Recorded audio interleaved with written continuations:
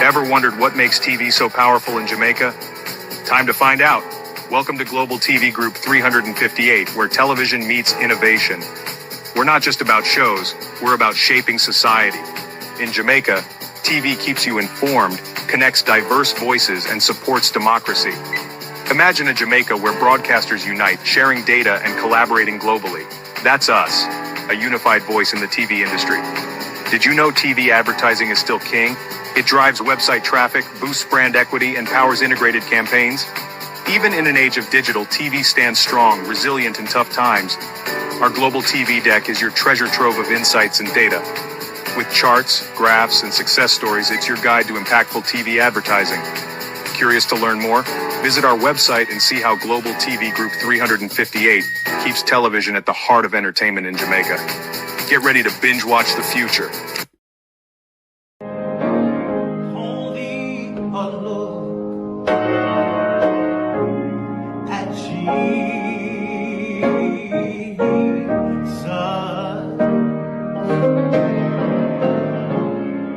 Oh, so bow down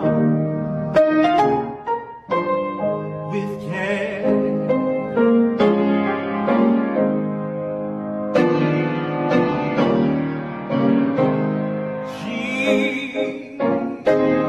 Jesus promised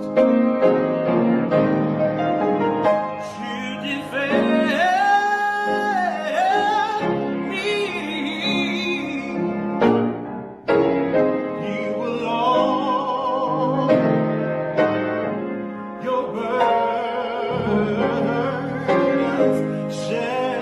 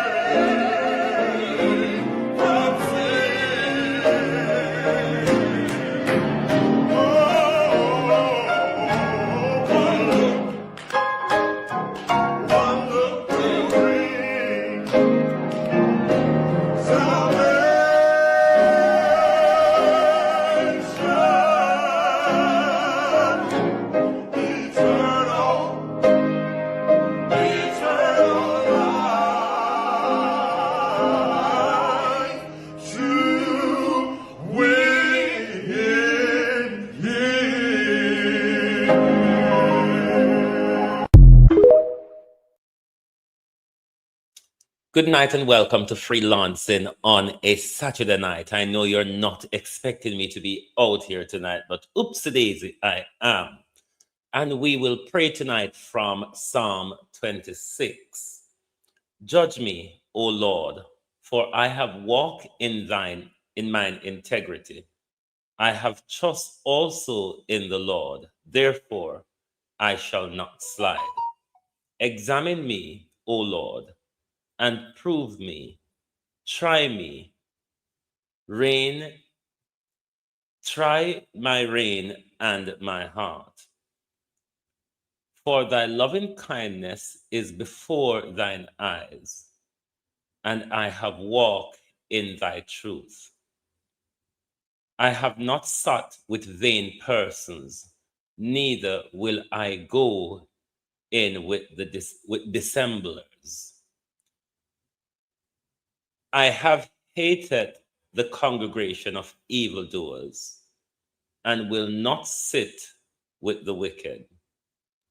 I will wash my hands in innocence, so I will compass thine altar, O Lord, that I may publish with the voice of thanksgiving and tell of all thy wondrous works. Lord, I have loved the the habitation of thine house, and the place where thine honor dwelleth. Gather not my soul with sinners, nor my life with bloody men, in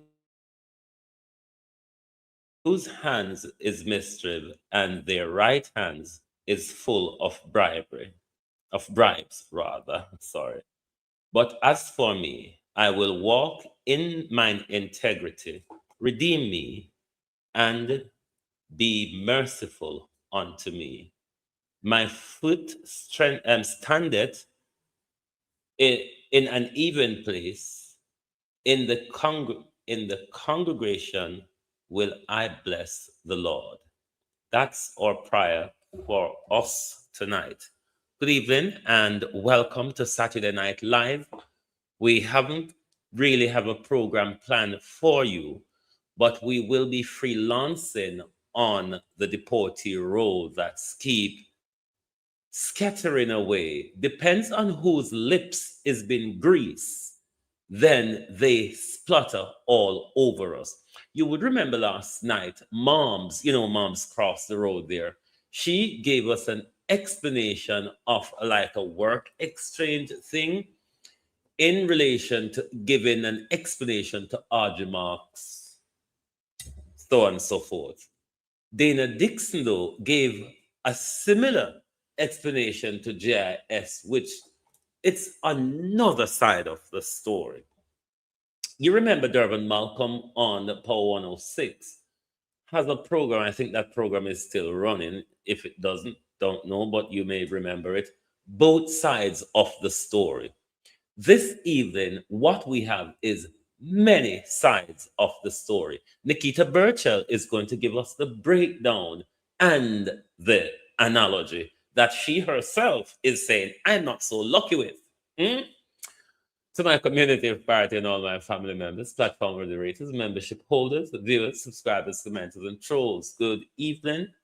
Welcome to Saturday Night Live. Thank you for joining us. Gloria Morris, good evening. Jamrock 8766, David Jervis, good evening, and welcome. Evan Bradford, good evening,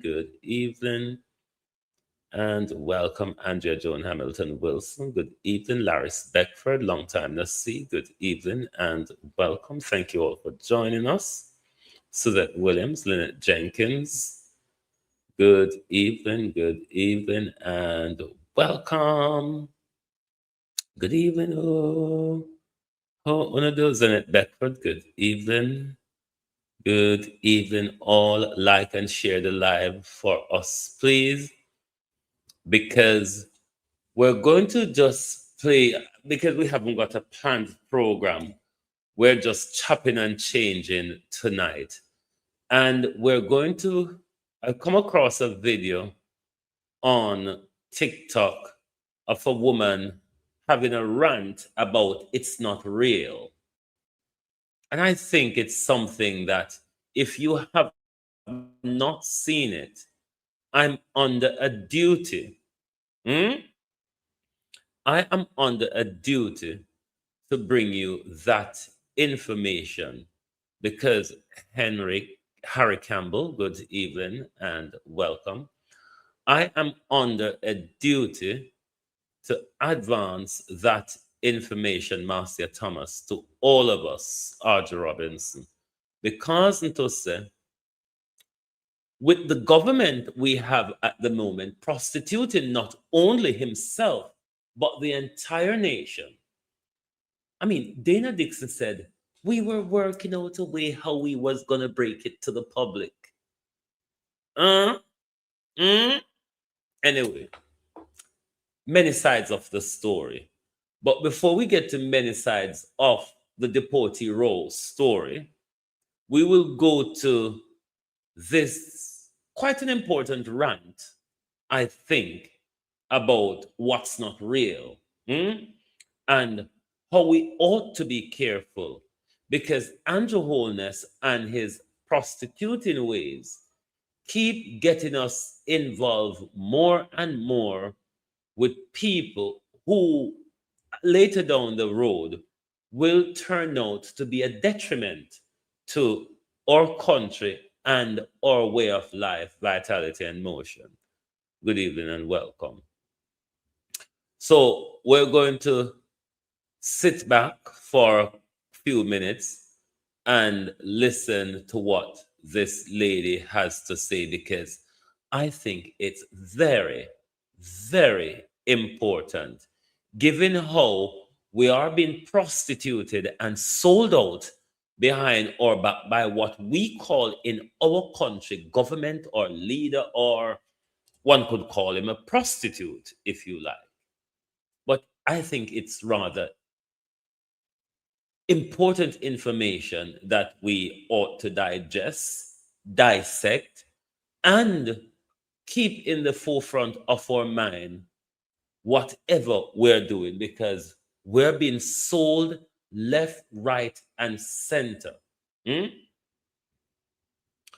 Daphne Neil, good evening and welcome. We are being sold left, right, and center by this government.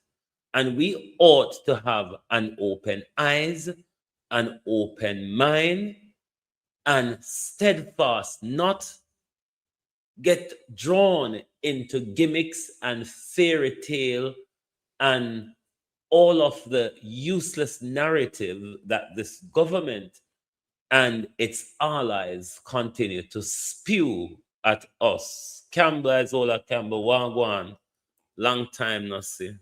Oh, you do? Hmm? They keep spewing all sorts at us. But what we ought to do is to stay focused. Because when we are not focused, this is how we get carried away by narratives that are not important at all. Hmm? So let's take it away with this video, and then when we come back, we look at Dana's explanation. We're going to also link it back to Cliff Hughes's information that we played for you last night, and you're going to hate the last part. We're going to have to listen to Andrew Holness tonight. I mean, prepare to bite your big fingers or step on your big toe or something like that. Or if you have a box of matches, strike three, take a hit, dash with two, and put one in your mouth. So the dopey that the Prime Minister is can go walk and search for the other one. But we have to listen. Hmm? I know it's hurtful to listen to that, what we call our leader, our prime minister, who was enforced upon us by the minority of voters, or he stole or bought his way to power.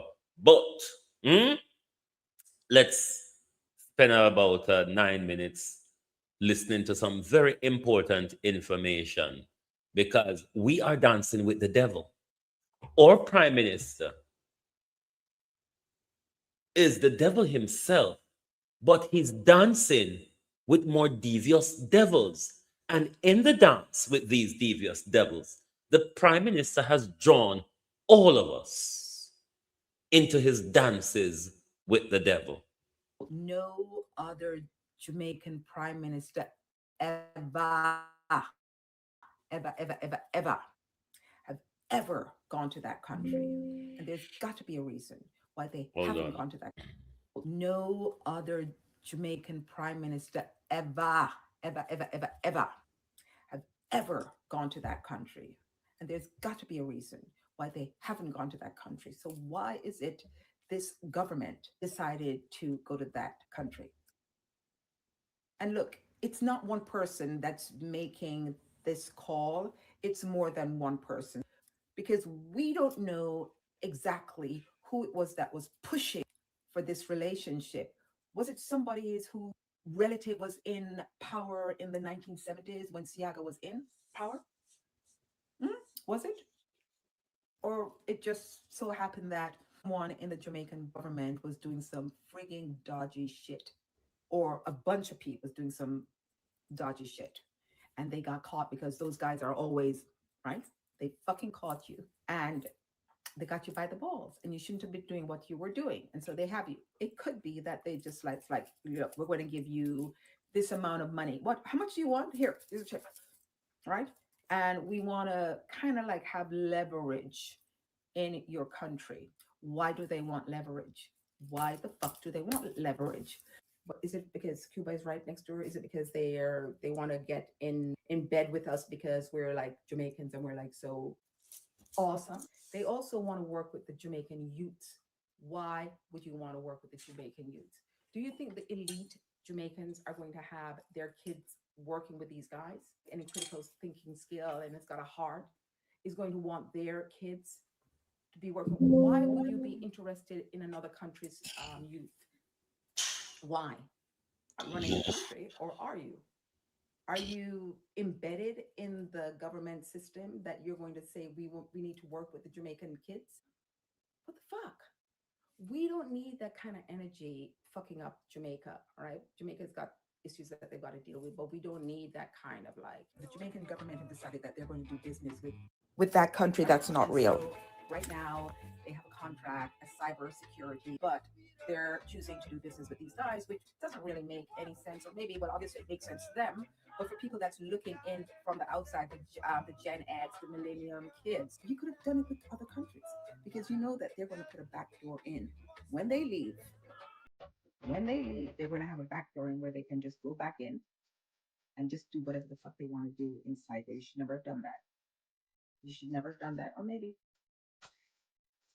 you knew what they were going to do and you were like fine with it, or you had no choice because of the fucked up shit that you did that you shouldn't have done. Because they're not, if they're like snooping around and they're in Jamaica and they're sending, they've got like real estate companies in Jamaica, please, no more real estate company from is not real. Please, we don't need any more in our country. Okay, please don't. Could have chosen another country to work in your cybersecurity, and you chose those guys. Whenever they're interested in a place, because they're like octopus, they've got their tentacles all over the goddamn place. It's because they have something to gain. We are not going to gain anything from those guys, okay? Maybe the people that are buddy with these guys, it will be lucrative. You need to pull the fuck up right now. This is the perfect time. No more signing. When those contracts are up, do not fucking re-sign them. Do not re-sign them. We've had hurricanes on and off for decades. They've never once put their fucking feet in our country. All of a sudden, Melissa happened and they're down there. This guy that treats those guys there is in our country with like 30 or more doctors or medical people.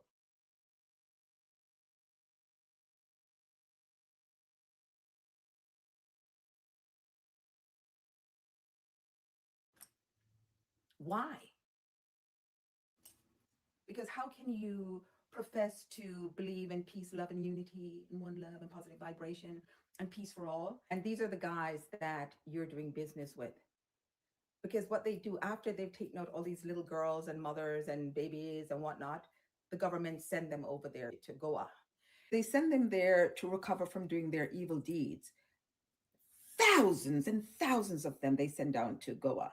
So I hope they don't have that in mind to start sending those cretins to Jamaica, okay? Because we don't want it in Jamaica, right? I just hope not, because we've got all the shit that we've got to be dealing with. But for people that's looking in from the outside, the Gen X, the Millennium kids, that's not sitting right with them because brand Jamaica is one of the most powerful brands in the world. Why is it so powerful? Because it basically promotes one love, it promotes positive vibration, Rastafari, unity, love, light, beauty is not real, is the complete antithesis of that. So of course, when the kids see that, they're like, wait a second, you must be endorsing that philosophy, which is basically racist. It's bigotry. It's white supremacy. So how can a country like Jamaica be buddy buddy with a company? Well, actually, it is a company, isn't it? With a country that despises black and brown people, right? As soon as the orange person got into power, they immediately, they did not, a month didn't go by and they got rid of over 300 and something thousand black women who were making a very good salary. So, and they obliterated their fucking jobs. And they were like, we got to take them out. We got to take them out. We got to take them out. We got to kneecap that community. We got to kneecap those women. And you're in bed with this people that have absolutely zero integrity. Barometer does not exist in their world. And you, somebody in the government, think that, you know what, this is a fucking amazing idea that we go in and we're going to robustly work with these people. Every time I'm in Goa in India, they always complain about these guys. Rude. And they'll go capture some part of the beach. And so when the Indians come on their own beach, they don't feel welcome because they're like glaring at them like, get the fuck off. Out of order. Out of fucking order. So when those soldiers do their horrific demonic shit that they do, the government send them to Goa in India. All right. Now I've been going to Goa for over 20 years. I love it over there. Reggae is blasting on the beach all day long. You would think that Bob Marley was born in India, in Goa. Some of they're like sort of like shacks for restaurant. They have like these massive posters. They're not even posters, they're like cloth that's over 5 feet vertical, 5 feet horizontal, and it will be on the side of one of those buildings that they built, right? Or it will be on the front of the building. Will be a huge picture of Bob Marley. You would think that Bob Marley was born in Goa in India. So they send those guys down there. Every time I'm there, those shopkeepers and the restaurant owners, they're always complaining what these guys are doing. They've been telling me this for over 20 years. 20 something years ago, it was the Russians. Now it's the Russians and the is not reals. And they're probably the same, but just from Russia. Because you know what's going to happen? The way you guys are going, we're going to be indigenous. No more real Jamaica. What you just did with the indigenous land. Marcus Garvey land, the indigenous Indian that was there in AD, 650 AD. You're fucking bulldozing it. That should not be allowed. It's Jamaica's land. And not because you guys are in power, you should be doing that. You guys are, you could be any rinky-dinky asshole, and you're making some very, very bad decisions. The energy in Jamaica is out of this world, right? That's one of the things that makes Jamaica so amazing.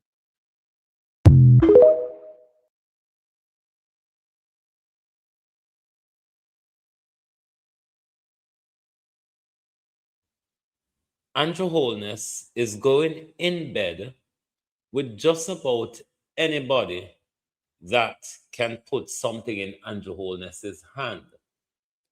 But the consequences, the detriment is for the people of Jamaica, not Andrew Holness and him live foreign children, them, and them will have them asset and them house and everything a foreign. Karen Namad, how are you? Winifred. Where is it going, Jamaica? When these people turn up during Melissa, I was one of the first to ask, told those it's not realies. You are unwelcome. Go home. Because these people are not humans. We have seen their behavior for decades. More so since 2024 in the Gaza genocide. We have seen their behavior. And Andrew Holness, as the lady said, is the first Jamaican prime minister to get in bed with these people. We're now understanding that these people are monitoring us. They are the ones who are spying on our government. And if they can hold Britain, France, and America to ransom. Can you imagine how much control they've got over Jamaica? If they've got so much control over the biggest Western economies, can you imagine how much Andrew Holness, Michael Nepper, how are you, have given up to these people, and how much Andrew Holness have surrendered our sovereignty to these people? But we're going to now turn to the deportee role. But first, we're going to go to Cliff Hugh. No. Let us. No, we're leaving Nikita where she'll break down for this is not what I want. This is not what I want to.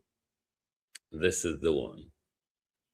The explanation Cliff Hughes gave from his contacts, his understanding, and all the lies that Cliff Hughes come out and tell us on behalf of the government. Because, you know, when they have a story to tell, somebody catch moms and say, look here, go and go work off some of the tax money for, you know. So Cliff Hughes came out after the Americans told us that R.J. Marks was the one who initiated the deportee deal. Dana Dixon came out and told us it was about some skilled worker going in. Then moms, they push out moms to come explain it to it. Then moms now came and explained a work swap with Jamaican nurses, teachers, and doctors. Based on what moms said, the deal that they were trying to work out is our nurses, teachers, and doctors who leave Jamaica and leave the professions in Jamaica to go and work for a better salary, sometimes not better life, but a better salary, which would help them in the long term to build a better life in Jamaica, to come back home to, which they would have not been able to build if they stay in the Jamaica system. Now, moms is saying that the deal that they were working out is for them, for our professionals to do 6 months in foreign and then 6 months in Jamaica. Sounds bullshit, didn't it? However, let us listen to moms. But then Dana Dixon went to JIS and explained it herself. But let's remind you of mom's explanation first. Was the one who told a senior US government official some time ago, yes, either earlier this year or sometime last year, that Jamaica was prepared to absorb 10,000 people from America. And that is not so. The whole thing has been conflated. What I gather word in mind from sources, yes, is that Audrey Marks, as part of the problem facing us in terms of labor shortage, Benita Clark, how are you? suggested to this US government official that, listen, we have a serious labor market problem. A lot of our people want to go to the US. Yes? Which is a fact. A lot of Jamaicans want to migrate. Let us work out a voluntary program, but organized, where the nurses, the teachers who want to go, but they don't really want to live in America. What they want is the dollars, the income. So let us work out a program where those nurses, teachers, whatever professional you have, You have them in America for 6 months, and they come back to Jamaica after 6 months. So we don't lose them as we are now. You don't lose them. Yeah? You can get them for 6 months, we get them for 6 months. When I listen to mom's story quite well, you know. Because I know, so Dana explaining. When Dana get to JS, I never saw it go. Maybe gonna listen carefully. That is what was proposed. This had nothing to do with the criminals, the rapists, the molesters, who Trump has declared he wants out. And that, I gather, is what Marx suggested. A workforce exchange program. And somehow in the reporting in the Jamaican press, primarily from the pages of the Gleaner, that was not clearly understood, and it has been conflated into this issue of the third country nationals. Because Audrey Marks would be an absolutely mad woman to have ever suggested. What I'm wondering, because they're ramping up the skilled workers argument so much, I wonder if they were trying, before the story broke from the US Embassy, to push off the deportee on us as skilled work. I don't know. We just have to wonder, because you see, through this government I lie to we and they not tell we nothing.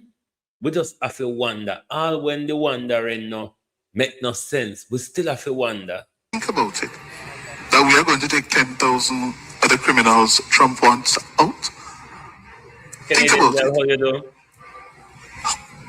Just think about it. Does that make sense? Well, we're good. Whether it makes sense, yes or no, moms, whether it makes sense, yes or no, we're going to go to Dana Dixon because they've pushed you out. We stitched some clip together where we say Dana put on our page, thinking that this solves the problem. Why don't push out RJ Marks? The American Foreign Office push out RJ Marks. They never say Dana. They never say Cliff Hughes, Donna Williams. They never say Dana. They never say Cliff Hughes. Why don't make RJ Marks contact for yourself? Andy Mac, how you do? Andrew Mac, rather, sorry. Monica Wills. Why not push out RJ? Make RJ contact for yourself? Because maybe if it is that RJ was speaking about skilled workers and the argument is now being conflated to deportees, how you conflate such two different things, it's beyond me. But why is it don't push out RJ? We have the conversation, make RJ explain how it go. If it is that RJ have the conversation, well, Gleaner and everybody else are conflict, make RJ come clear it up.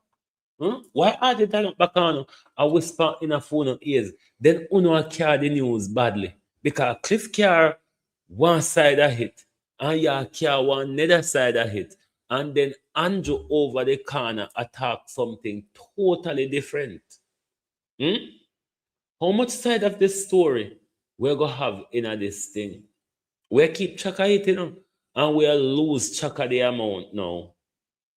Horace Chang have one whole heap.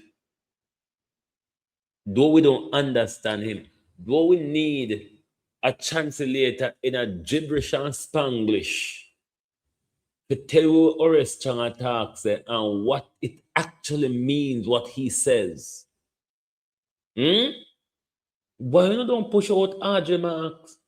Why everybody will come eventually quest Everybody is now becoming a Marx ventriloquist or a Marx chiloquist, we should call them. Hmm?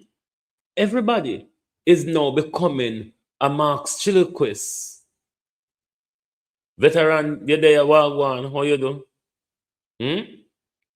Everybody is becoming a Marx chiloquist now. And RJ, what? Somebody pin clothespin pan RJ tongue? Because it look like say somebody pin on clothespin pan RJ tongue. Hmm? Let us listen to Dana with the dirty hair. Country Nationals program. Anyone who looks it up, you'll see that it is in place in many countries and it is a US initiative. So the US would have come to us on. You see how me I want to know? You see how me I want to know? Stop provoke Donald Trump's regime. The Donald Trump regime is not your usual American regime. If you notice how him a cheat Benjamin Natu, me love that new name there, you see. If you notice how Donald Trump a cheat Benjamin Natu, Donald Trump is expected to go over the cliff after the midterms election. You think Donald Trump not care Andrew over there with him? Hmm? You know, see Donald Trump send one TV personally, that one TV personality come do ambassadorism at Jamaica. We already tell we I'm going to turn the shit up when it comes to the Jamaica-China relationship. Hmm? We are certain over here that if Donald Trump goes over the cliff, Andrew Holness is going with Donald Trump. And you see, when you get up every day, provocate. Every day you get up provocate America and a back chat with America like say, and uno go lose. Like say, uno have no winning in this year. The most uno can do, is shut the mouth and go on in a silence. But uno provoke him because that's the only way we may get rid of Andrew before the 4 year. Continue to provoke the Trump. Lying cow. Country Nationals program. Anyone who looks it up, you'll see that it is in place in many countries and it is a US initiative. So the US would have come to us on that Third Country Nationals program. Now, there's a conflation of that with a discussion that would have happened with Minister Marks in relation to exploring skilled laborers coming to Jamaica. And as you know, we've been looking at nurses and doctors, for example, coming from the Philippines, also looking at Ghana, looking at other countries, Nigeria also. And so there was a conversation at one point about whether or not there was an opportunity around highly skilled persons. Now, that became conflated with TCN. And there was actually a lot of work. You know why not fit tap talk? Or be honest? How can you conflate those two things? Dana Dixon, Almighty God, don't make a cuss tonight.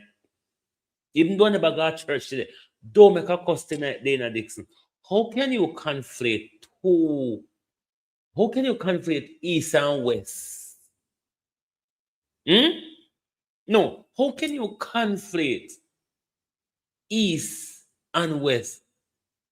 And she's saying that the American, I know we want to have it mixed up, The Americans, them have it mixed up too. How can you conflate them two things there together, though? No, somebody tell me. How can you conflate deportee, which Marco Rubio told us are deplorables, child rapists, killers? Unforgettable truth. How can you conflate those people with nurses, doctors, and teachers? Raymond, all you do? No, somebody explain to us, please. Because Dana Dixon is not doing a very good job, mind you, at explaining that to us.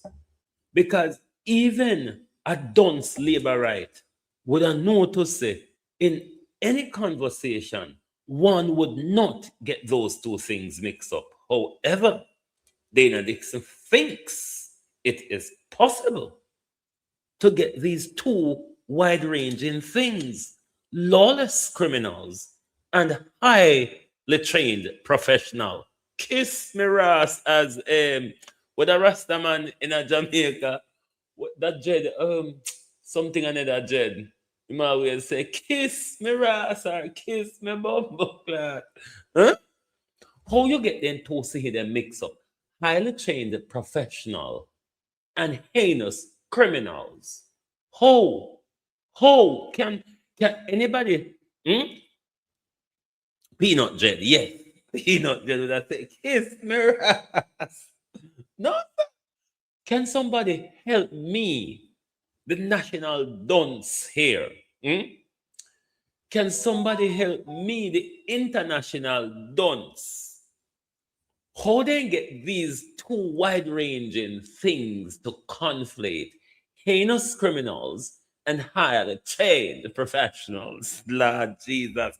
You see, if we don't tap talk, you see, if we don't tap talk, we're not going to get on ourselves in some fuckery. But the worst part, you know, una jaw we in everything we don't know. Because see, when you look help from we, and notice say we not in a uno, we not in a Donald Trump. And uno go say, because Donald Trump a threatened about for visa. Not for no, you know. Not for no, for we. You see on bright? Country Nationals program. Anyone who looks it up, you'll see that it is in place in many countries and it is a US initiative. So the US would have come to us on that Third Country Nationals program. Now, there's a conflation of that with a discussion that would have happened with Minister Marks in relation to exploring skilled laborers coming to Jamaica. And as you know, we've been looking at nurses and doctors, for example, coming from the Philippines, also looking at Ghana, looking at other countries, Nigeria also. And so there was a conversation at one point about whether or not there was an opportunity around highly skilled persons. Now, that became conflated with TCN. And there was actually a lot of work, I'm told, that had to go into clarifying between the two countries that TCN is completely different from any kind of skilled workers program. And what would have been looked at is how can we maybe get some more skilled workers?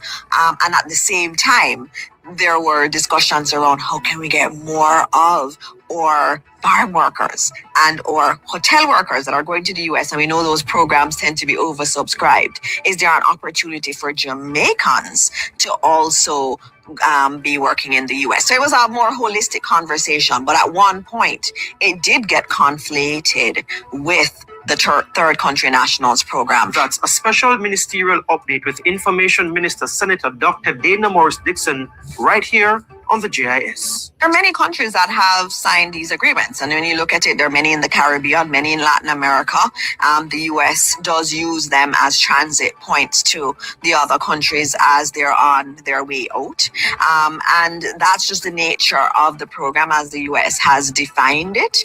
And they came to us on that basis as they did all the other countries. And we have gone into negotiations on what we can handle as a country, which is a very small number, which is 25. And what is beautiful about our program is that we have noted in the MOU that if those who stay not continuing in transit ever goes above 10, the program ends. That's a special ministerial We've not finalized negotiations. So there's an MOU that has very squarely in it that it is 25 at a time. If at any point more than 10 are applying for asylum, and in Jamaica, we respect international law and we have a process for those who may want to seek asylum, but we have written in our agreement that if we ever get to 10, that the program ends. Nobody else can be sent to Jamaica. And it also has, in terms of who covers the costs, it also has that the International Organization for Migration will be the one that will be monitoring and making sure everything is okay and that we are abiding by international law for the time that these individuals are transiting through Jamaica. Questions such as housing, again, we need to finalize those details.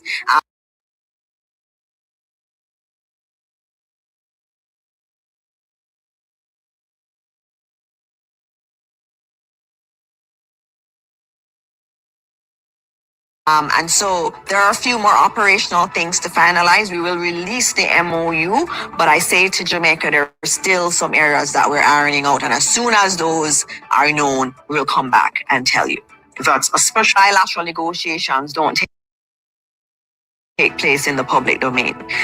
You negotiate it, and then you come to cabinet, and then cabinet has an approval, and then there is a signing, and then usually we come to the public. And that's really the way this was being done. And actually, when it was discussed in cabinet and brought to cabinet just last week, there was a conversation around how we're going to publicize it.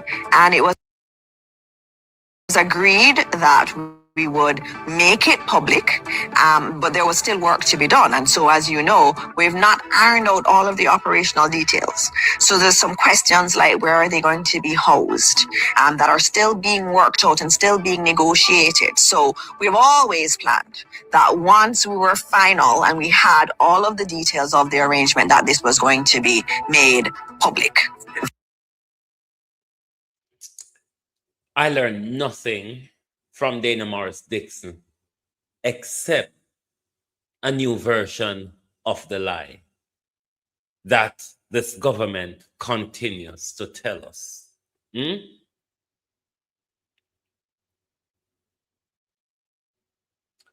All I learned from Dana Morris Dixon is just a different lie. How can you conflate? How can we out here, or the Gleaner, or the US, who publish or put out or release to the Gleaner diplomatic cables or diplomatic notes, rather, diplomatic notes would be the right gun. How could the US conflate these two different sides of the bargain? Skilled workers is conflated with heinous criminals. The heinous criminals, Marco Rubio told us that they're unapologetic about and want to get as far from the US shores as possible. But you would remember in Donald Trump's first term, he spoke of the shithole countries. That would be the Latin American countries, the African countries, and the Caribbean countries. Now, these shithole countries, while at the moment, are those countries being forced to or threatened to? The audio jump out. Let me fix this back. These shithole countries are those countries at the moment who are being coerced, threatened,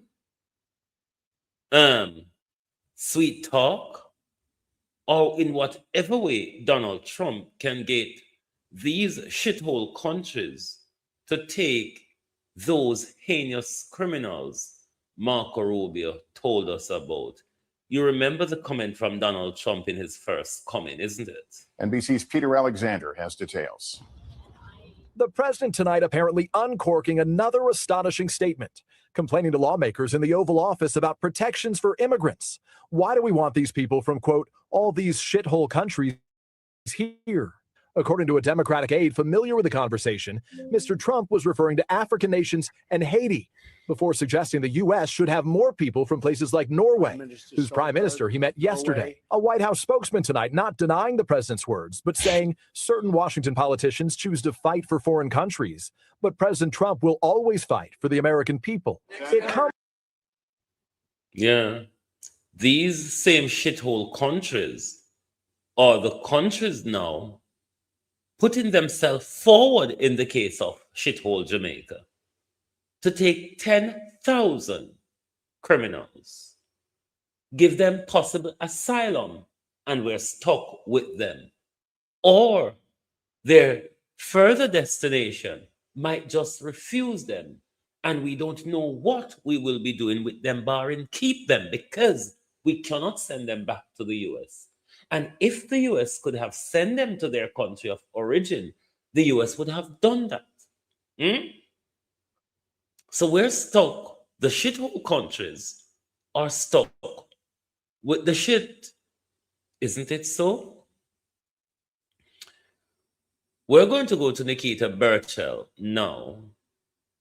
And she will give us the breakdown because Dana Dixon just come shit all over us just now.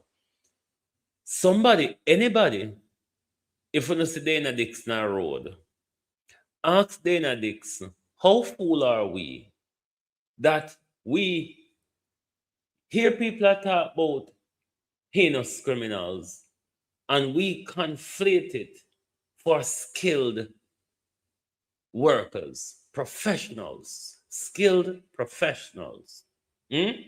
We're not talking about laborers, you know. We're not talking about laborers and handyman and what we would call cowboys in England here. Dana Dixon is saying we are conflating nurses, teachers, and doctors with murderers, rapists, and pedophiles. I mean, I don't know how you work that out. Dana Dixon would have to do the math span chalkboard so all of we can follow. How you can't just tell me how the answer so when I'm at without showing we the method, Dana Morris Dixon, that you use to arrive at the answer. How so? Hmm? When since nurse and teacher and doctors become criminal, darling? Right, let's go to Nikita Burchell on the analogy that she's not so lucky with and the breakdown of the whole bullshit that we have just found ourselves in. Hello, and welcome to another episode of The Breakdown. I'm Nikisha Burchell. We know me and the analogy thing don't work out too well already. Let me state what an analogy is. An analogy is a comparison used to explain a complicated issue using a simpler example. All right? So the following is an analogy. An analogy, not a real story, not a news report, not a witness statement, an analogy. All right, here we go. One lady leave her little house and go visit one rich friend of foreign. Big house, plenty resources. The friend is having problems with some people staying there. Every time he tries to move them out and place, lawyers get involved, courts get involved, immigration get involved. Pure headache.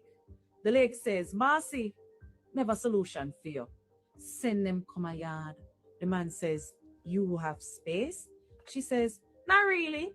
Some people still live on the tarpaulin, but friend of a look out for friend. Don't it? The man says, how many can I send? She says, 25 or 10 at a time, but they can send as much as you want over the period at this arrangement. How long we can keep them for? As long as necessary, sir. The man say, what if they don't leave your country after everything irie bossy? What if they take it to court? Everything irie. What if it costs money? We say everything irie. The man says, all right, what do you want in return? The lady says, nothing. Then she signs the agreement. Never tells the owners of the yard, never shows them the paperwork, and the owners only found out because somebody leaked it to the newspaper. Now let's come back to Jamaica because that's basically what has happened here. The third country nationals agreement was signed last week. Done. Ink dry. So Jamaicans only learned about it because the Jamaica Gleaner broke the story. Not because the government announced it, not because Parliament debated it, not because the people were consulted, because somebody leaked it. Let that sink in. And if the agreement is so good for Jamaica, why did Jamaicans have to learn about it from a newspaper? Then we started asking questions in Parliament. I asked whether there was any direct financial benefit to Jamaica. The answer, None. There's no compensation derived from the United States government. Zero. The response was because we're friends. I asked whether the Ministry of Finance conducted a financial impact assessment. Again, no financial assessment, no estimate of cost, no estimate of liabilities, nothing. So let me understand this. You don't know what it might cost, but you've already signed. You don't know what future legal challenges may arise, but you've already signed. You don't know what future liabilities may arise, but you've already signed. That is backwards. Then we learn something else. They cannot be detained, and they cannot be a place which is Philly. signal sense that they're going to be detained. The persons transferred here will not be detained. They will be free to move around Jamaica wherever they feel. And before anybody twists my words, let me be clear. This is not about locking up people. This is not the issue. The issue is that the government keeps describing this program as controlled. So naturally, Jamaicans are asking, controlled how? Because the minister also confirmed that these individuals may apply for asylum to live in Jamaica. Think about it. Because once somebody applies for asylum, Jamaica becomes responsible for dealing with that process. Jamaican courts, Jamaican institutions, Jamaican taxpayers. If legal challenges arise, Jamaica deals with it. If somebody overstays, Jamaica deals. And what's to be noted here, regardless of Chang saying the Americans and the whatever will pick up the expenses, the minute they apply for asylum in our country and we start to process their asylum, they become our financial responsibility legally under the international law, under the Refugee Convention, under the 67th Protocol. They become our financial responsibility. Donna Thompson, how you do? With it. If somebody's country refuses to take them back, Jamaica deals with it. Once they stay beyond what may be a kind of projected time frame, two things can happen. One, they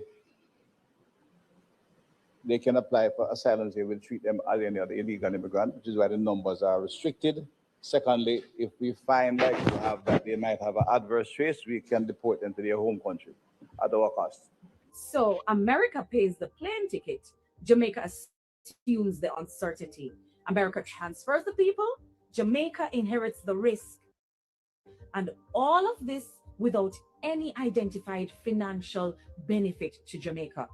Then government says, don't worry, because there are safeguards. Fine. Show us the safeguards. Show us the agreement. Show us what protections you've put in place.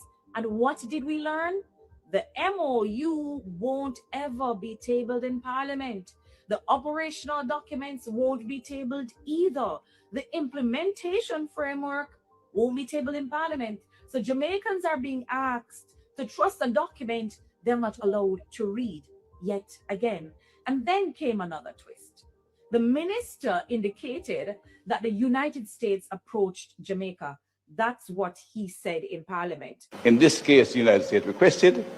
But according to reporting by the Jamaica Gleaner, based on a diplomatic note from the U.S. Embassy itself, the original proposal may have come from a Jamaican cabinet minister, the one that's on the mark. So which is it?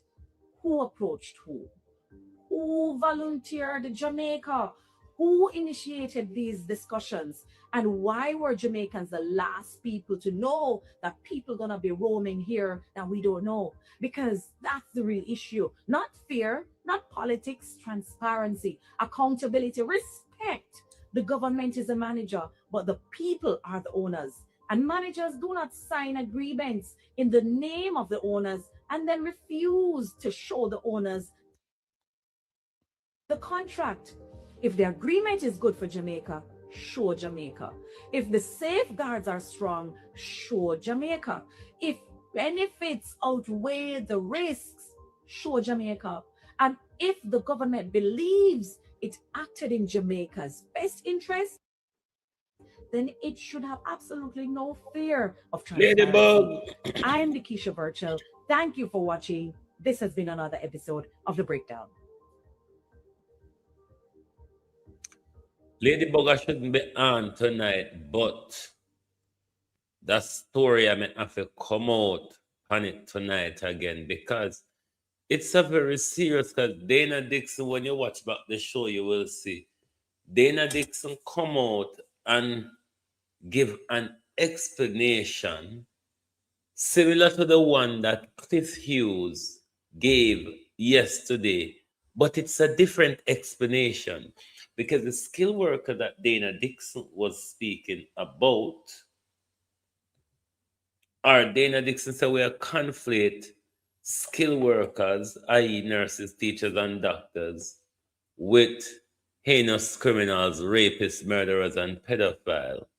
Whereas Cliff Hughes' argument is that our Jamaican professional nurses, teachers, and doctors, the argument that Audrey was having is to let our professionals work in the US for 6 months and then come back to Jamaica for 6 months and keep on that rotation.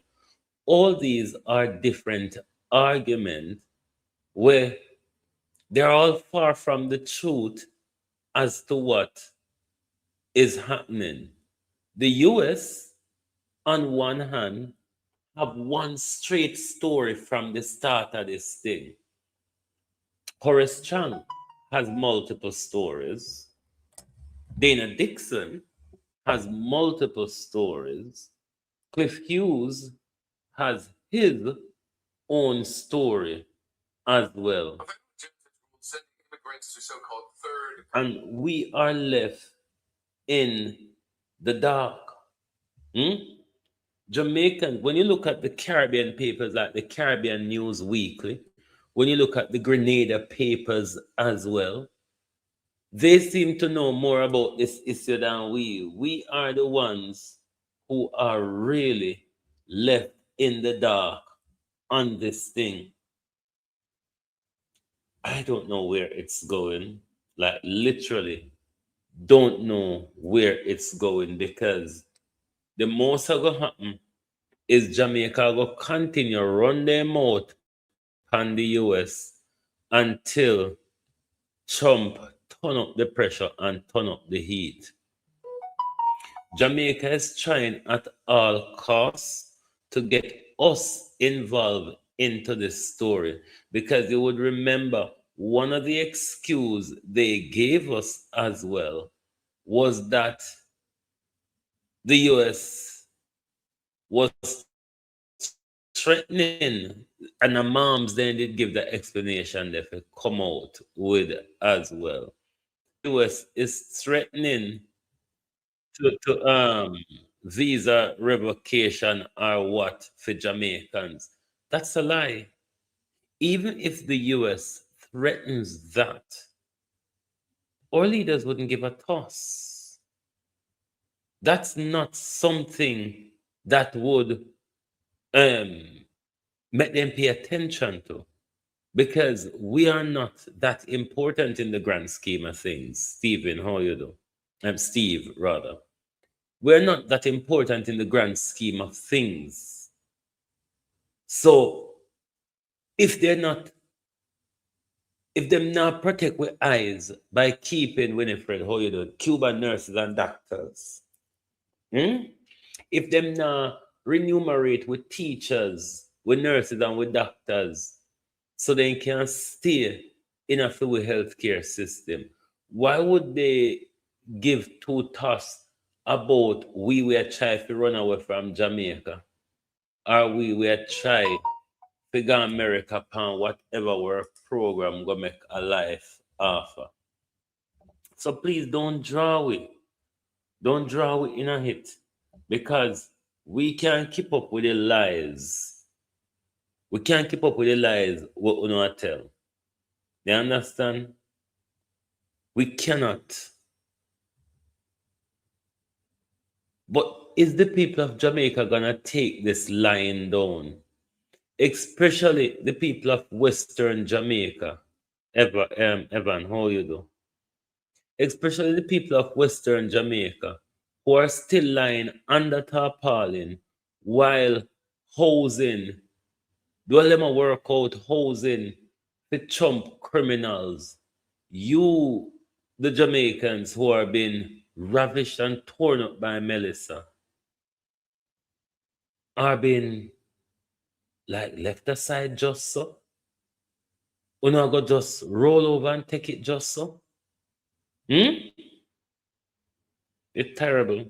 A federal Very. judge has ruled sending immigrants to so-called third countries without notice or a chance to challenge the removal is unlawful. According to today's 81-page ruling, the deportation violate due process. Third country removal refers to cases when the government sends people to a country where they are not from. The government will get a chance to appeal today's ruling. Now, you heard Mark Golden spoke of that federal court ruling where this was in that key part of Trump third country deportation policy was unlawful because they violate due process protection, and one could even argue as well they violate human rights. Trump appealed in late around mid-March. A federal court temporarily allowed the policy to continue while the legal challenges move through the court system. As of present date, the constitutional question has not been finally decided by the Supreme Court.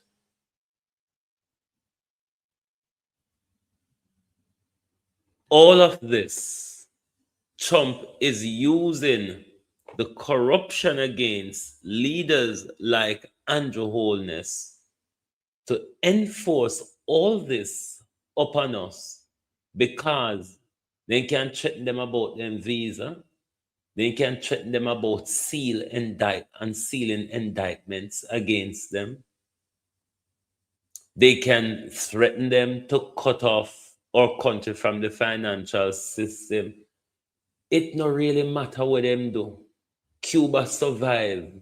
Why don't you think we would have survived? Or because we love today? Since so-called independence, we've been sucking on Britain and America's breast. And see them now, we come and suck on America's dick. Because a dick sucker, we turn you now, from breast suckers to dick suckers. This is where it is at. Because we leaders them not have no balls.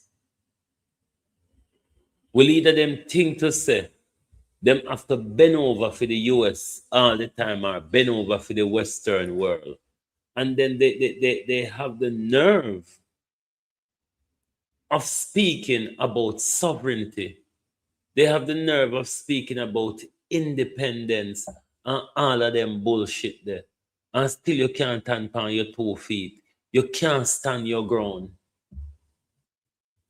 Let's go to Andrew Holness. Because I have to listen to the Andrew Holness side of the story. Everybody have for them side of the story cut out, put on, Everybody have for them side of the story cut out, put on. But before we go to Andrew Holness, is Cayman Island one of the proxies that the America will stage their attack against Cuba from? Because from my understanding and intelligence gathering, or from my sources rather, the American choppers, about 2-3 of them, arrived in Cayman today. And American warship arrived in Jamaica in the St. Anne's region during this week, around Monday, Tuesday. So is it that Jamaica and Cayman is being used as a staging ground for an attack against Cuba? You know my views that me I beg Cuba if it goes so, mash up what you can mash up at Jamaica. Just mash up what you can mash up.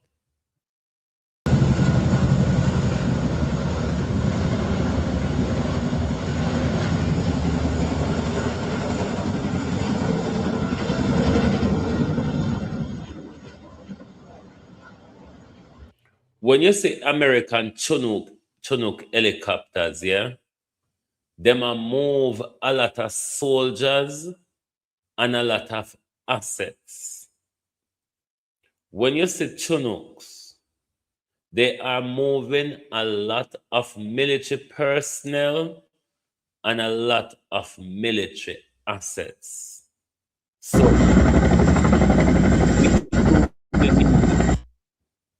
that Cayman is a part of this war, like Jamaica. Cayman is a part of this war against Cuba. Me don't know what Cuba want to do with Cayman if their grounds is used to stage an attack at them. But me I beg on you. Anything you can mash up at Jamaica, just mash it up. Just mash it up. Me don't know if in the America, you know. But anything possible, they can call him up. They fit chuck him against wall and threaten him and all sorts. It's not impossible.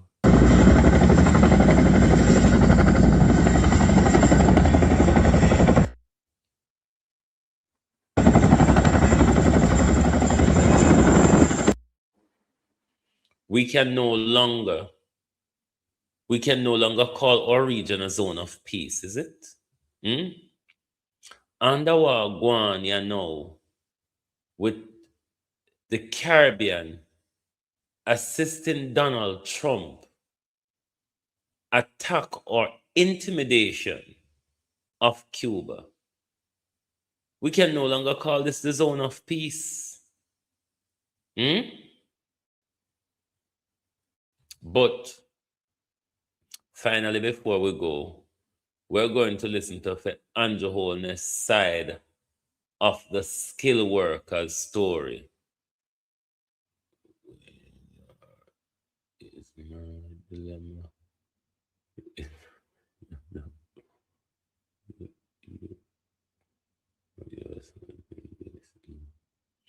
No, Guantanamo Bay is separate to Cuba.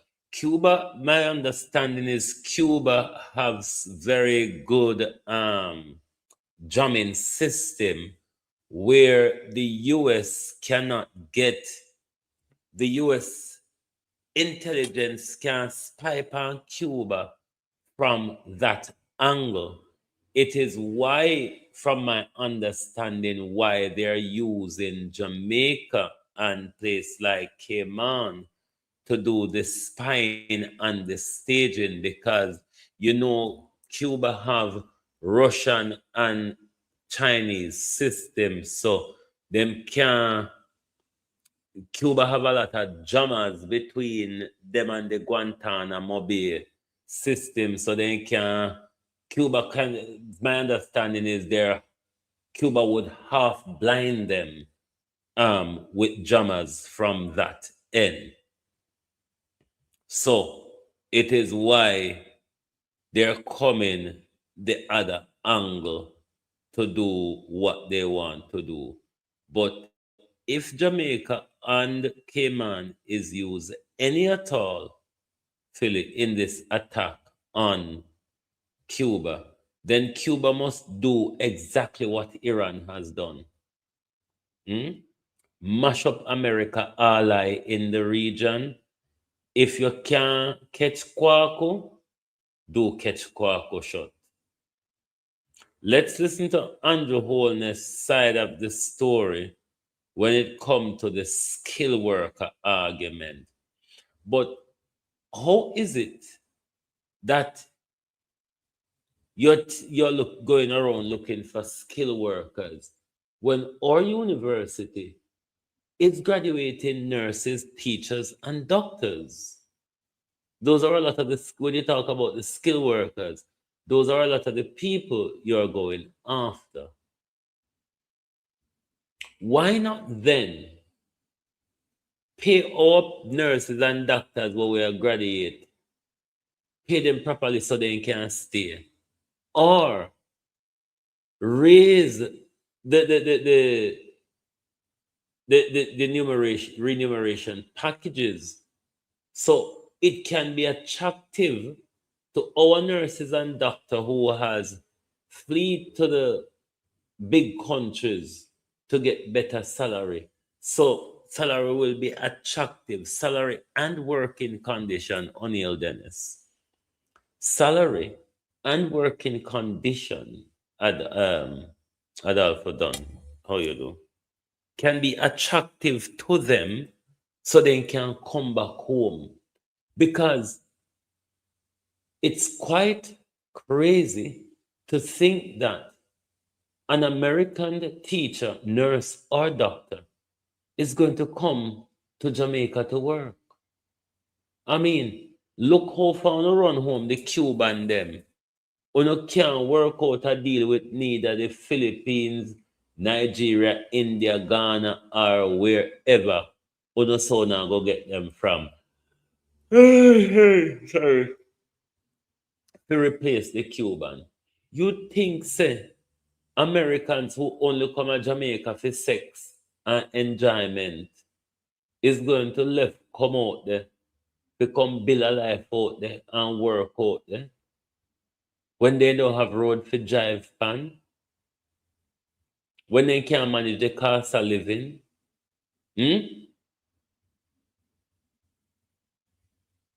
But remember saying Donald Trump Philly, Donald Trump a dictate to the whole of them. Remember Donald Trump a dictate to Starmer and the whole of them. Look how he might treat them with the Russia-Ukraine issue. Look at how he treat them at G7 where there. Donald Trump, Keir Starmer, which probably won't last longer than this week because his challenger has arrived in Westminster. And from Friday night or from Thursday night, Andy Burnham win the seat and start throw wood pan Keir Starmer. So right now, Andy Burnham is muscling up to take on Keir Starmer. And anything, remember saying, if America sneeze, Britain catch cold. If America sneeze, Britain catch cold. So literally, they don't have a choice. They don't have a choice. Whatever Donald Trump wants, them rolled over for Donny. If it is, which will happen, that Donald Trump loses the House and the Senate in the midterms election, he's going to do something serious, because he knows that especially if he loses the Senate and loses it, but especially by a landslide based on how he going, he's going to be impeached. Not just impeached on paper, but impeached and is removed from the presidency and possibly sent to prison. So Donald Trump I go fuck up something before something fuck him up. Believe you me, that's my thinking based on the craziness of it. He's going to fuck up something before something do him. But Keir Starmer is no different from Andrew Holness when it comes to Donald Trump. They don't have a leg to stand on.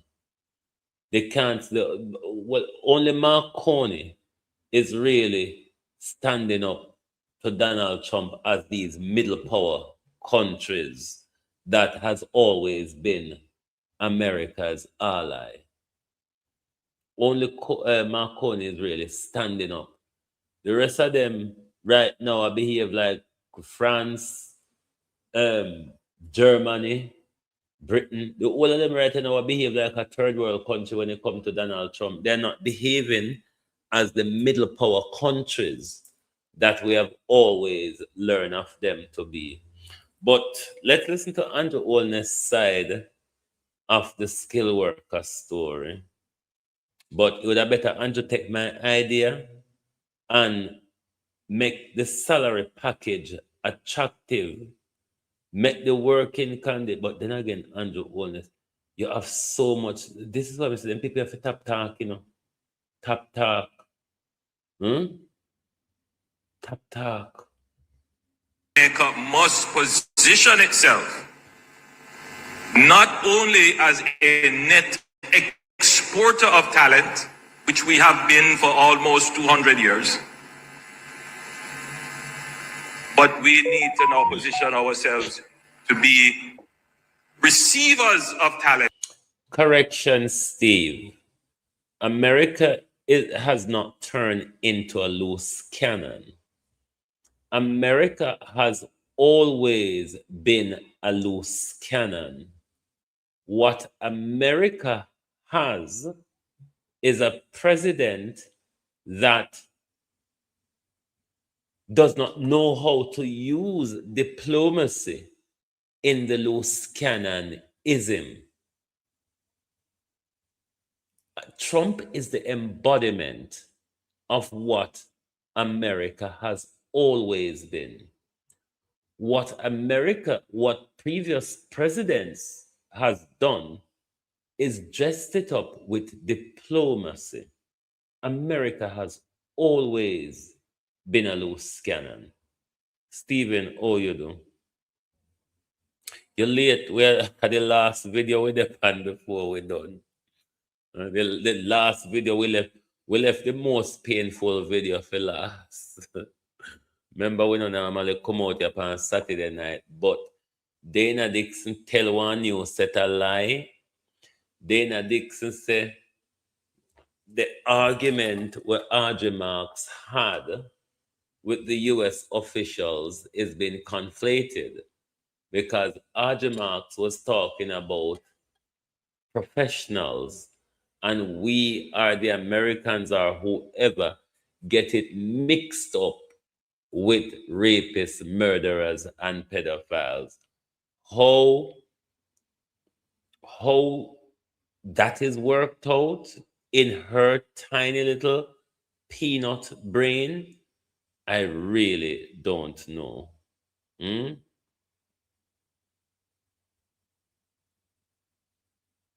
Quite so, Philly.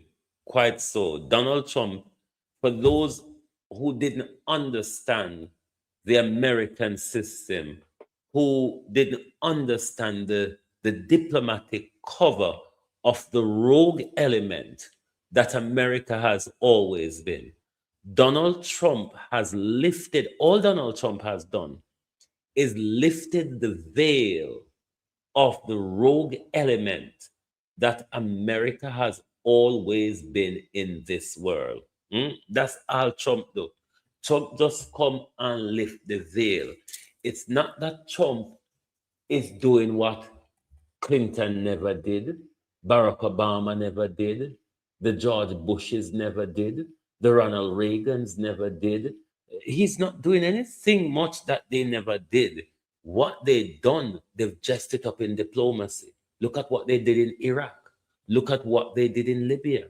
Look at how they have supported It's Not Real to carry out genocide in Palestine for 75 years. I mean, he's not doing anything new. He's just doing it brutally and open. Whereas the others would give us a story They would go to the United Nations and they would sit down and they would have this convincing debate and make us feel and think that the other side is really the problem, when the problem has always been America. Liberate Peart, how you do? Long time. Boy, Santa Cruz and St. Elizabeth. Santa Cruz not too mash up, but they mash up the rest of St. Elizabeth. Donald Trump just lift the veil of what it has always been. Jamaica must position itself not only as a net exporter of talent, which we have been for almost 200 years, but we need to now position ourselves to be receivers of talent into our economy, if our economy is to grow and expand. Increasingly, therefore, countries are competing for people. I want that point to seep in, not just to the audience in front of me, but to the wider Jamaica, where there is another conversation taking place. Yes, countries are competing for people. At first glance, countries, you said, Andrew Holness, are competing for people. Look who you go take up, Jankro. Jankro. Countries are competing for people, but you could only find murderers, child rapists, pedophiles, robbers. And that you could have found. You are telling us that countries are competing for people, and you go take up the worst of what the world is competing for. Make it make sense. It may appear as separate issues. Tourism belongs in one conversation, foreign direct investment belongs in another conversation, and migration belongs in yet another conversation. But they are all driven by the same fundamental issues.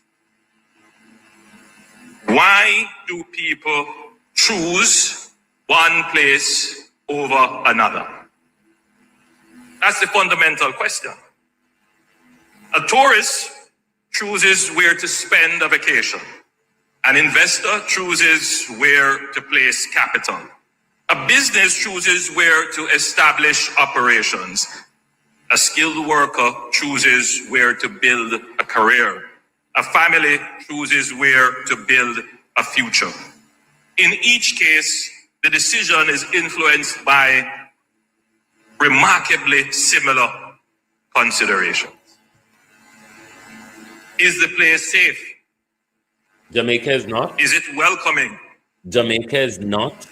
Is it well governed? Jamaica is not. Is it connected? Jamaica is not. Is it efficient? Jamaica is not. Does it offer opportunity? Jamaica does it inspire confidence? No, Jamaica. These are the factors that attract visitors.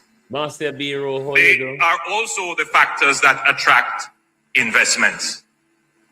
Are you sick of the 9 to 5? Bills are almost.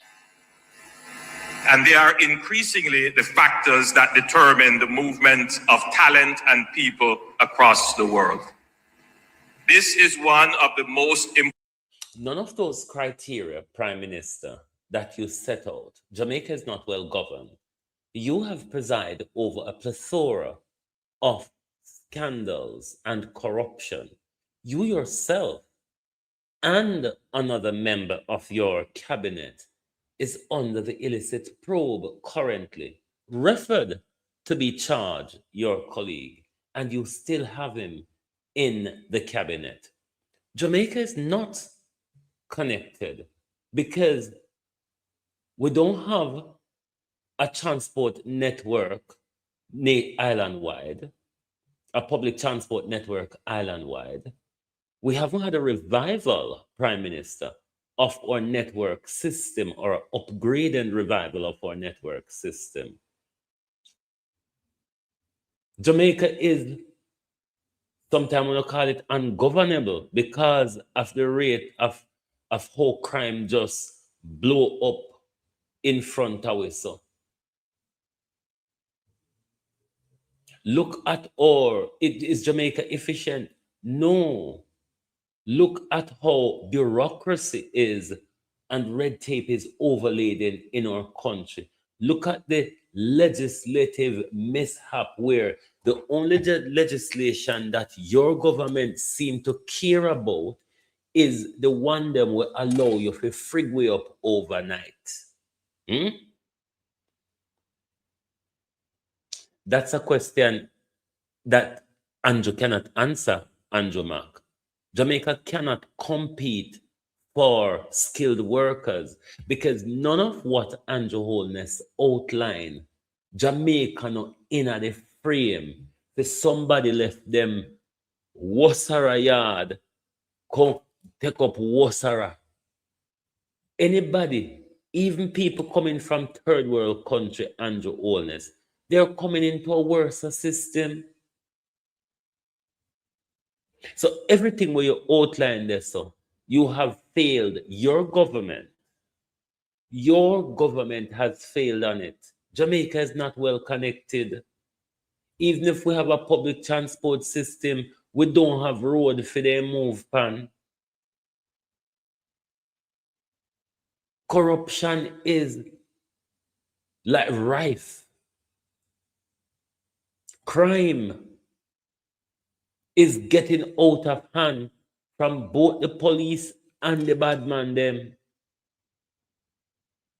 The remuneration package for skilled workers are not attractive. The legislative hoops and hops, the red tapes, the overladen bureaucracy is not attractive to investors.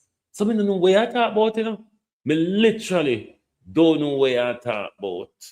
Go and talk though, cause you're known for talk bullshit. So just go on, continue. My case I'm done as well. My case. Important lessons of modern development. The countries that succeed are those countries that become a destination of choice. Other than for sex and enjoying the sun, that's the only choice where people choose Jamaica for. Just for come have the little fun down there. If you come look for the keyless boy they wear about their hand miggle and the little shenanigan and fangle dangles and that.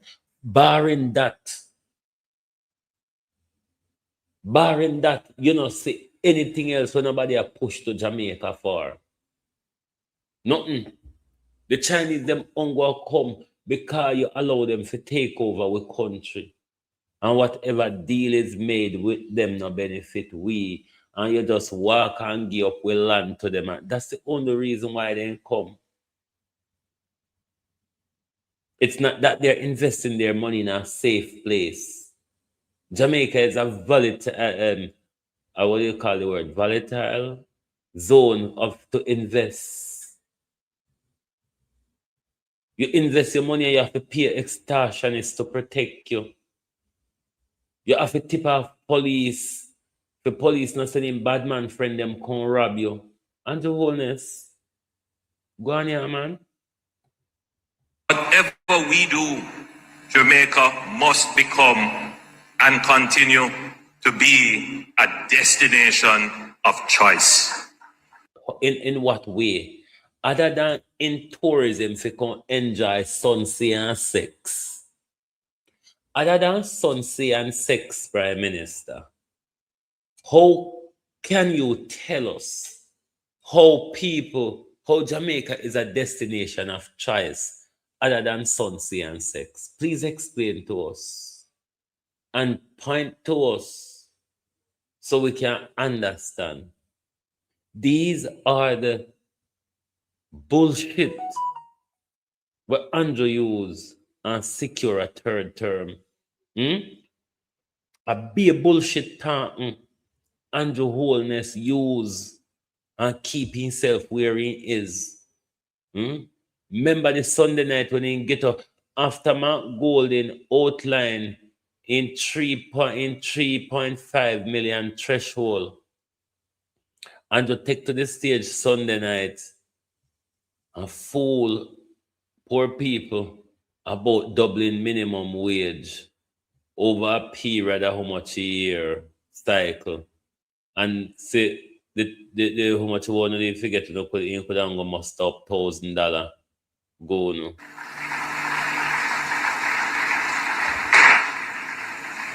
Singapore understood this, Dubai understood this, and Switzerland has understood this for decades.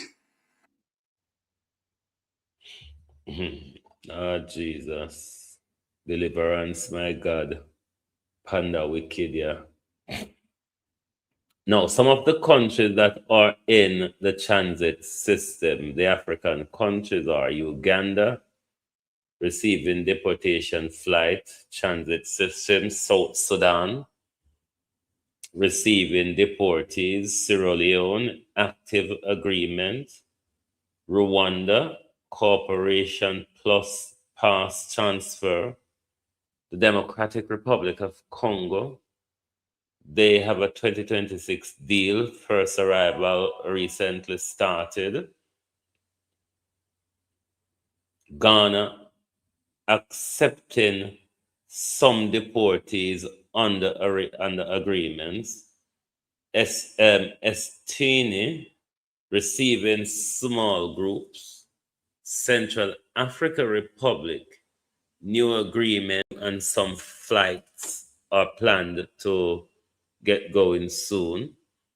Central African Republic, new agreement, we said that already. Cameroon, part of the Border Cooperation Network. Equatorial Guinea, early limited agreement. So Africa is hugely on this as well. Nigeria has pulled out of this. But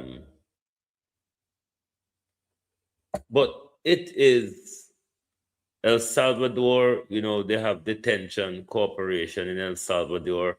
Honduras accept some deportee. Panama, transit and holding rules. It's just going pear-shaped. The Dominican Republic, rather, agreement is reported. Guyana, limited acceptance. Jamaica, talks ongoing, as they tell us, not finalized yet. Antigua and Barbuda, cooperation agreement reported. Dominica, reported agreement. St. Kitts and Nevis, reported participation in the South American bloc. Paraguay receiving small groups in a pilot phase. It just go on and on and on. Hold on, let me see. But let me see if I bring in the slide in studio. But it's just getting worse and worse and wassara. Hold on, let me see.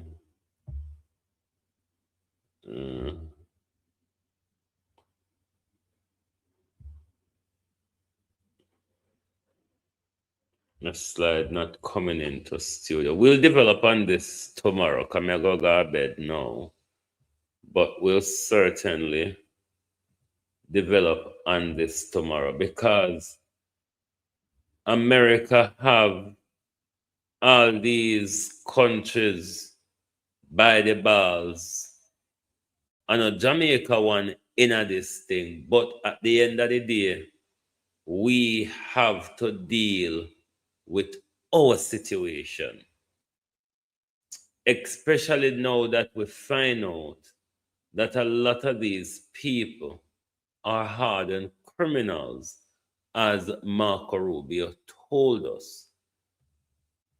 So it's not that they're offloading people on us to bring down their immigration numbers or asking us to help out a friend, as Dana Morris Dixon and Horace Chang would have us believe. They are offloading heinous criminals on us, which can turn out consequential for us, because Horace Chang told us they will be left to roam about. They can seek asylum, and we have to process them under international law, which, if that application is embarked upon under those rules, they become our financial responsibilities. But we're going to continue on this story. It's not going to go away, and we should not let it go away, because it really does have consequences that will be long lasting for us. Because if it is that the United States could have sent these people on to their country of origin, if it is that they could have sent these people onto their country More than 80% of the migrants of origin. I need to bring another video in studio. Bear with me. How may I enlarge this again? Zoom to 90. Yeah. Slide 2. Bear with.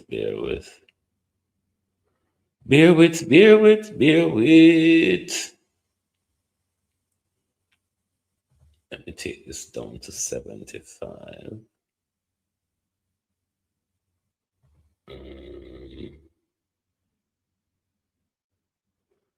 Hold on, let me bring up another piece of video in studio before I go on this deportation issue. But may I tell you, my peeps, we as a people have to look out for go on for ourselves. We have to stand up for ourselves, because what Donald Trump is doing to the world, it's really not on. We cannot take up America's problem when America's problem is not ours. When there's no benefit to us taking on America's problem. But it's a whole bullying thing, isn't it? The world is being bullied to take on America's problem. And it shouldn't be like this when we are calling ourselves independent countries. And we have this talk of sovereignty. I don't know how them something. As of January 2026, more than 80% of the migrants sent to third countries paid by the United States to take them in have already returned to their country of origin or are in the process of doing so.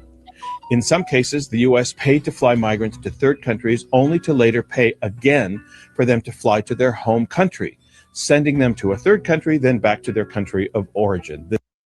But does that make sense, though? Is it not using up more U.S. taxpayers' money, giving them holiday destination in one country, before you pick up the expense again to fly them on. And does the American taxpayer understand it like this? Because if it is, in that case, why not wait until you can just use one stone and kill the bird and send them on to their country of origin, rather than send them go spend holiday, yeah, so where you have to host them and otherwise, and then pay to send them on. This sounds like send the fool a little further. And this would be the American taxpayers here who are being the fools. As of January 2026, more than 80% of the migrants sent to third countries paid by the United States to take them in have already returned to their country of origin or are in the process of doing so.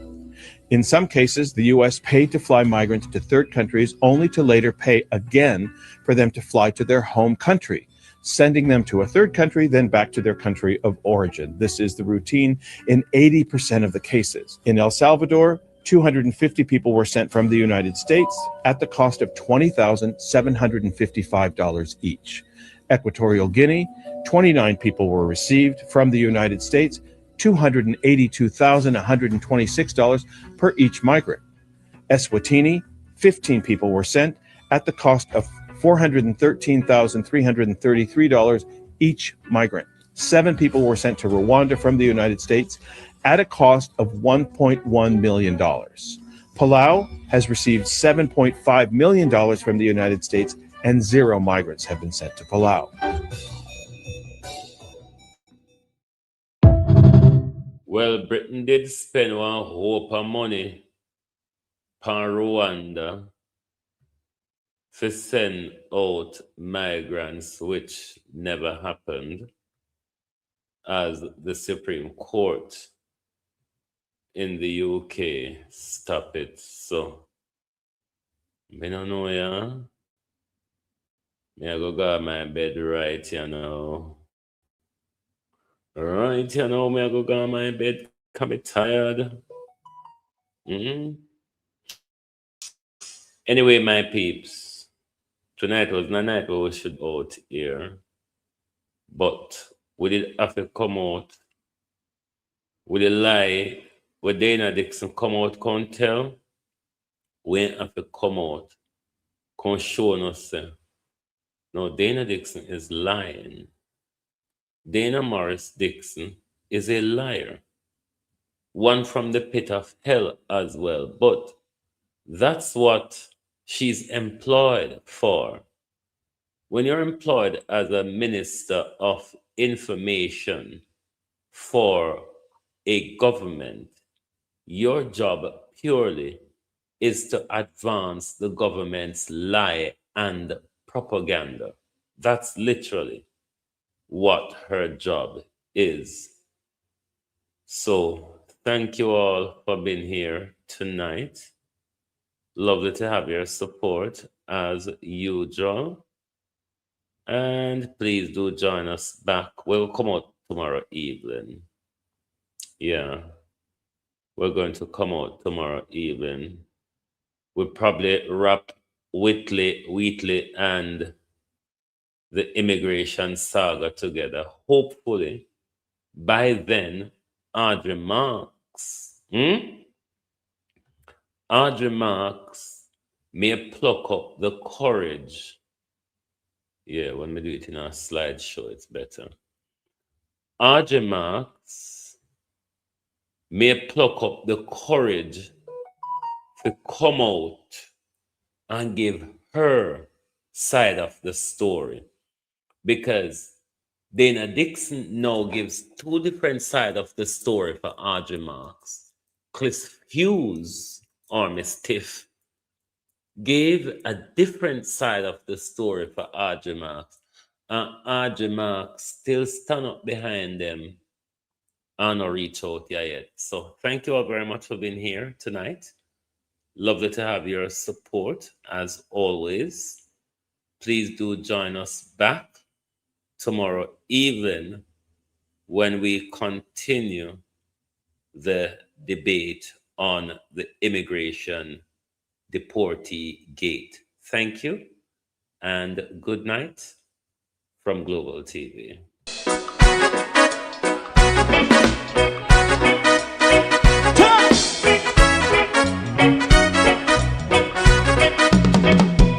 Too long in our little ghetto, run keep going on, less process. For children of Israel do really love rights. So just a and I as a watching man, I run Babylonian walls. Oh, children of Israel, I should never hold thy peace. What wrong is going on? Day or night, we gotta bust down Babylon walls. Prepare the way, prepare the way for jumping. Let's go. Fight down, war, cry, fight down. Me say Rastafari, war and cry, and do the righteousness. And we love, and we love Jaja, and we love Jaja, Rastafari, save all people. And we love Jaja, we love Jaja, we love Jaja, Rastafari, preserve all people.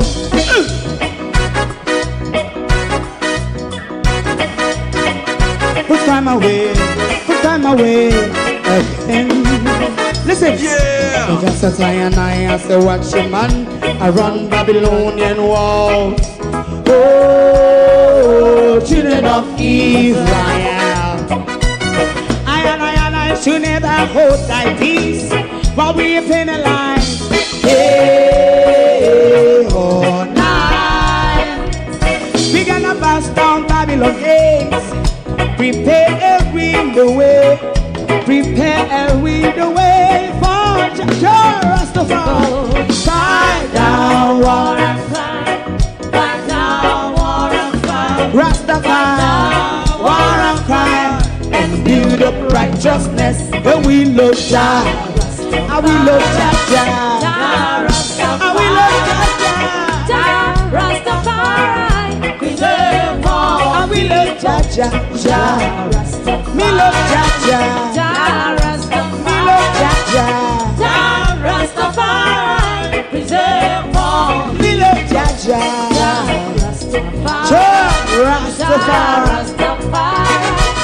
Rastafari. Yeah, the next song is going to be the last song for tonight, and then DJ Twink. No, Christopher Medea said, just draw back this string and watch it from the start so you can get Dana Dixon new life, because she come out with one new part of the story, how we conflate two different things together. Them love the conflation, because same way Flight Green said, we conflate in Black River and Parity. Anyway, my people, thank you. Good night. If you don't like missing out on the latest shows but still enjoy classic hits, then Global TV Group 358 is your perfect match. Global TV Group 358 isn't just another channel, it's your ultimate TV experience. From breaking news to binge-worthy dramas and timeless classics, we've got it all. Our unique blend of original content and global favorites means there's something for everyone. And guess what?